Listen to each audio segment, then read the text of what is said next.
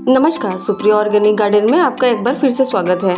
यदि आप अपने घर पर ताज़ा और रसीले अंगूरों को तोड़कर खाना चाहते हैं और उसे बिल्कुल ऑर्गेनिक तरीके से घर पर ही गमले में उगाना चाहते हैं तो इस वीडियो में आपको पूरी जानकारी मिलेगी कि अंगूर को कैसे उगाया जाता है और इसमें कौन कौन से फर्टिलाइज़र देने चाहिए और लगाने के बाद यह बेल कितने दिनों में फल देगा। यह एक बेल वाला पौधा है और लताओं के रूप में ये फैलता रहता है। अंगूर का बेल घर पर गमले में या ग्रो बैग में लगाना बहुत ही आसान है। ये पूरा वीडियो देखने के बाद आप जान पाएंगे कि अंगूर का पौधा लगाने का सही समय क्या है और उसको लगाने के लिए किस प्रकार की मिट्टी होनी चाहिए और उसकी क्या देखभाल है। वैसे तो अंगूर का बेल एक 12 मासी पौधा है, मतलब ये पूरे साल फल देता है, लेकिन ये सर्दियों की अपेक्षा गर्मी में बहुत तेज़ी से बढ़ता है। सर्दियों में इस पौधे की ग्रोथ रुक जाती है और ये डोरमेंसी में चला जाता है और जैसे ही सर्दियां ख़त्म होती है यानी कि गर्मी की शुरुआत होती है, इस पौधे में बहुत अच्छी ग्रोथ होती है और उस समय इसमें फल फूल लगने शुरू भी हो जाते हैं। अगर आप अंगूर के पौधे को कटिंग से लगाते हैं तो लगभग 10-15 दिन में ही ये बढ़ना शुरू हो जाता है और 1 महीने बाद ही ये बेल का रूप ले लेता है और इसे बढ़ने के लिए किसी सहारे की भी ज़रूरत होती है। अंगूर के बेल को 2 तरीके से लगाया जा सकता है, इसे कटिंग और बीजों से लगाया जा सकता है या तो आप नर्सरी से भी इसका पौधा खरीद के ला सकते हैं। मैंने नर्सरी से ही ये पौधा खरीदा था जो मुझे लगभग 50 रुपये में ही मिल गया था और यहाँ पे बहुत सारे पौधे तैयार हैं, तो नर्सरी में आपको बहुत आराम से पौधा मिल जाएगा। अंगूर की बेल उगाने के लिए हमें एक बड़े साइज़ के मजबूत पॉट या गमले की आवश्यकता होती है, या तो आप इसे बड़े साइज़ के ग्रो बैग में भी लगा सकते हैं। क्योंकि इन पौधों की लंबाई बहुत अधिक होने के कारण इनकी जड़ें भी काफ़ी फैली हुई होती हैं, तो इसलिए बड़े गमले की ज़रूरत होती है।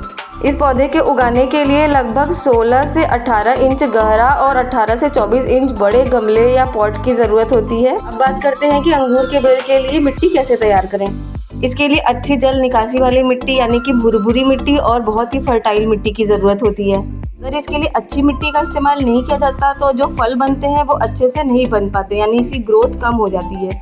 अंगूर की बेल उगाने के लिए हमें 50% मिट्टी के साथ 20% सैंड या रेत का इस्तेमाल कर सकते हैं और उसमें 30% गोबर की खाद मिलाकर एक अच्छा मिश्रण तैयार कर सकते हैं। और इसके साथ साथ अगर मिट्टी में थोड़ा सा कोकोपीट और नीम की खली का इस्तेमाल किया जाए तो मिट्टी काफ़ी अच्छी और भुरी बन जाएगी, जिससे कि पानी अच्छे से ड्रेन आउट हो जाएगा और मिट्टी में नमी बनी रहेगी। अंगूर के बेल के लिए जो दूसरी सबसे इम्पोर्टेंट चीज़ है वो है धूप। 7 से 8 घंटे की डायरेक्ट सनलाइट की इससे ज़रूरत होती है।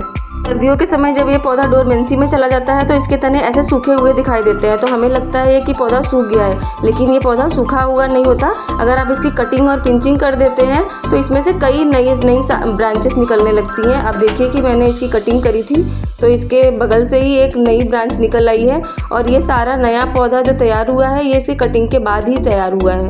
अब बात करते हैं फर्टिलाइज़र की। पौधे में फर्टिलाइज़र देना बहुत ही ज़रूरी है, क्योंकि अगर आप फर्टिलाइज़र नहीं देते हैं तो पौधे की ग्रोथ तो अच्छी होगी लेकिन उसमें फल नहीं बनेंगे। तो सबसे पहले आपका जो भी पौधा है उसके आप गुड़ाई अच्छे से कर दीजिए। किसी भी फर्टिलाइज़र को देने से पहले 1 से 2 इंच की मिट्टी की गुड़ाई करें। इसके बाद मैंने इसमें सीवीड फर्टिलाइज़र का इस्तेमाल किया है। ये बाज़ार में बहुत ही आसानी से मिल जाता है।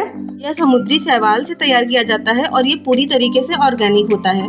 यह मिट्टी की उपजाऊ शक्ति को बढ़ाता है, पौधे की ग्रोथ अच्छी करता है और जड़ों का विकास भी बहुत अच्छे से करता है, तो इससे पौधे की ग्रोथ बहुत ही अच्छी हो जाती है। इसका इस्तेमाल आप 2 तरीके से कर सकते हैं। आप या तो इसे डायरेक्ट मिट्टी में इसके 2-4 दाने ऐसे ही डाल सकते हैं, या तो इसे आप पानी में भी डालकर पौधों को दे सकते हैं। गुड़ाई करने के बाद इससे कुछ दाने आप मिट्टी में डाल सकते हैं। ये धीरे धीरे ही अपने आप मिट्टी में अवशोषित हो जाता है। और अगर आप बहुत जल्दी रिजल्ट इसका चाहते हैं तो आप इसे पानी में घोल के दीजिए। अगर आप पानी में इसके कुछ बीज डाल देते हैं तो आप 10 से 15 मिनट में ही देखेंगे कि ये पूरी तरीके से उसमें घुल जाएगा और पानी का रंग काला हो जाता है, जो कुछ ऐसा हो जाता है। इसके बाद आप इसे मिट्टी में डाल सकते हैं और ये बहुत ही जल्दी पौधों की ग्रोथ को बढ़ाता है।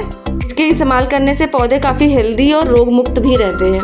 आशा करती हूँ कि वीडियो आपको पसंद आई हो। अगर वीडियो पसंद आई है तो चैनल को लाइक और सब्सक्राइब ज़रूर करिए। इसी तरह के और भी इंफॉर्मेटिव वीडियो के साथ मिलते हैं अगले वीडियो में। तब तक के लिए धन्यवाद।